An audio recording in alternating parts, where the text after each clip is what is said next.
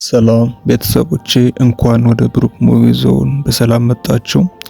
ዛሬ ይዤላችሁ የመጣሁት በሰው ህይወት መጨረሻ ሰዓት ላይ የሚሰራውን ትልቁን መስዋዕትነት፣ የክብር እና የጸጸት ታሪክ የሚያሳይ እጅግ ልብ የሚነካ ፊልም ነው። ቤተሰብ እስኪ ያስቡት፣ አንድ አርጅቶ የደከመ በህይወት ውጣ ውረድ የተማረረ ማንም ሊያዋራው የማይፈልግና በቁጣ የተሞላ አዛውንት የራሱን ህይወት አሳልፎ ሰጥቶ ሌሎቹንም ማዳን ሲጀምር ምን ይመስላችኋል?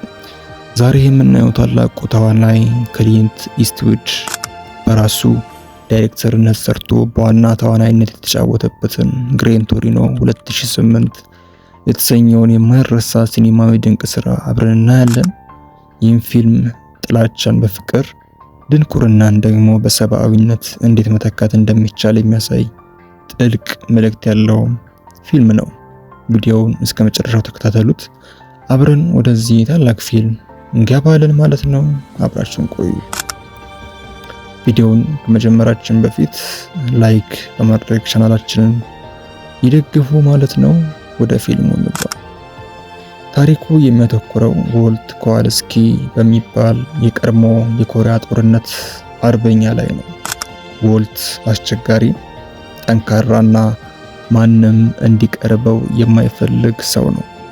ሚስቱ ሞታለች። ከልጆቹ ጋር ያለው ግንኙነት የሻከረና የራቀ ነው። በዙሪያው ያሉ ዓለም ሙሉ በሙሉ ተቀይሯል። እሱ የነበረበት የድሮ ሰፈሩ አሁን በእስያ ስደተኞች በተለይ በሃሞንግ ማህበረሰብ ተሞልቷል። ነገር ግን ለዎልት ከሁሉ በላይ ዋጋ ያለው አንድ ነገር አለ። እሱም በጓሮ ፓርክ ላይ ያቆማት እጅግ ንጹህና ውድ የሆነች በ1972 ቶሪኖ ወይም ደግሞ ግሬን ቶሪኖ የተባለችው ክላሲክ መኪናዋ ነች። ይቺ መኪና የእሱ የወጣትነት ትዝታና የብቸኛ ኩራት ማሳያ ናት። ዎልት ከማንም ጋር መነጋገር የማይፈልግ በዘረኝነትና በቁጣ የተሞላ ሰው ቢሆንም በስተቤቱ አጠገብ የሚኖሩት አዲሶቹ ጎረቤቶች ህይወቱን በቀስታ ይለውጡታል ማለት ነው። መጀመሪያ ላይ ዎልት እነዚህን ሰዎች ፈጽሞ አይወዳቸውም ነበር፣ እንደውም ይጠላቸው ነበር። ነገር ግን ከዕለታት አንድ ቀን የአካባቢው የወንጀለኛ ቡድን ወይም ደግሞ ጋንግ የዎልት ጎረቤት የሆነውን ታኦ የተባለ ወጣት አስገድዶ ወንጀል ውስጥ ሊያስገቡት ሲሞክሩ ዎልት ጣልቃ ገብቶ ታኦን ከእጃቸው ይታደገዋል ማለት ነው። የድርጊት የሁለቱን ግንኙነት ሙሉ በሙሉ ይለውጠዋል። ታኦ ያደረገውን ስህተት ለማካካስ ሲል በዎልት ቤት ውስጥ ስራዎችን መስራት ይጀምራል። ዎልትም ቀስ በቀስ የልጆቹን ንጹህነት ወይም ደግሞ የልጁን ንጹህነት ይረዳል።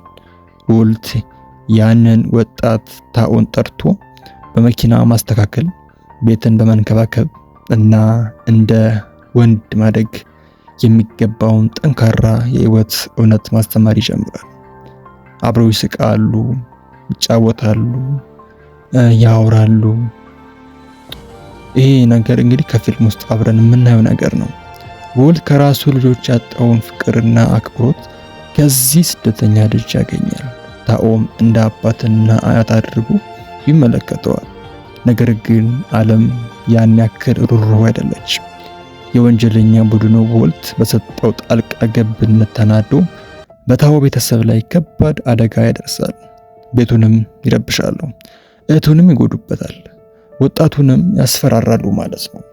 ዎልት በዚህ ጊዜ ከባድ ውሳኔ ላይ ይደርሳል። እነዚህ ንጹሃን ሰዎች ከዘላለም ስቃይ ማዳን የሚችለው ብቸኛ መንገድ የራሱ መስዋዕትነት መሆኑን ይገባዋል። ፊልሙ ወደ መጨረሻው እና እጅግ ልብ በሚነካው ፍጻሜ ላይ ሲደርስ ዎልት ምንም አይነት መሳሪያ ሳይዝ ወደ ወንጀለኞቹ መኖሪያ ቤት ይሄዳል ማለት ነው። በፊት ለፊት ቆሞ ሲያነጋግራቸው ጃኬቱን ከፍ ሊያደርግ ሲል ወንጀለኞቹ መሳሪያ አወጣ ብለው በረጅም ጥይት በጭካኔ ይደበድቡታል። ዎልት በቦታው ላይ ይሞታል።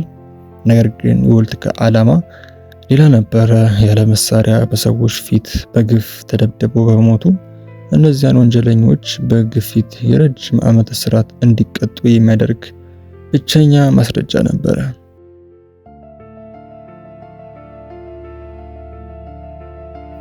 ወልት ህይወቱን በመስጠት የጎረቤቶቹን ህይወት ያዳነ፣ ታኦንና ቤተሰቡን ከግፍ ነፃ ያወጣ፣ ውዷን መኪናውንም ግሬን ቶሪኖ ለታኦ በውርስ በመተው ታሪኩን በክብር የዘጋ ሰው ነው። ቤተሰብ ወልት የሞተው እንደ ተራ ሰው አይደለም። ህይወቱን ትርጉም ባለው መልኩ ለሌሎች ሰላም ሲል በጀግንነት አሳልፎ በመስጠትና የውስጡን ጥፋተኝነት በማጠብ በክብር የሄደ ሰው ነው። ቤተሰብ ግሬን ቶሪኖ 2008 እውነተኛ ጀግንነት ጦር ሜዳ ላይ የሚገኝ ሳይሆን በዕለት ተዕለት ህይወት ውስጥ ሰዎችን በመረዳት በመጠበቅና ለሌሎች ስንል ራስን መስዋዕት በማድረግ የሚገኝ መሆኑን የሚያስተምረን ድንቅ ስራ ነው ማለት ነው። ይህ ፊልም እንባን መቆጣጠር የማይቻልበትና ለረጅም ሰዓታት ስለ ህይወት ትርጉም እንድናስብ የሚያደርግ ታላቅ ስራ ነው። እናንተስ ይህንን ፊልም እንዴት አያችሁት? ስታዩትስ ምን አይነት ስሜት ተሰማችሁ? ሐሳባችሁን ከታች ባለው የኮሜንት ሳጥን ውስጥ አስቀምጡልኝ ወይም ደግሞ ጻፉልኝ።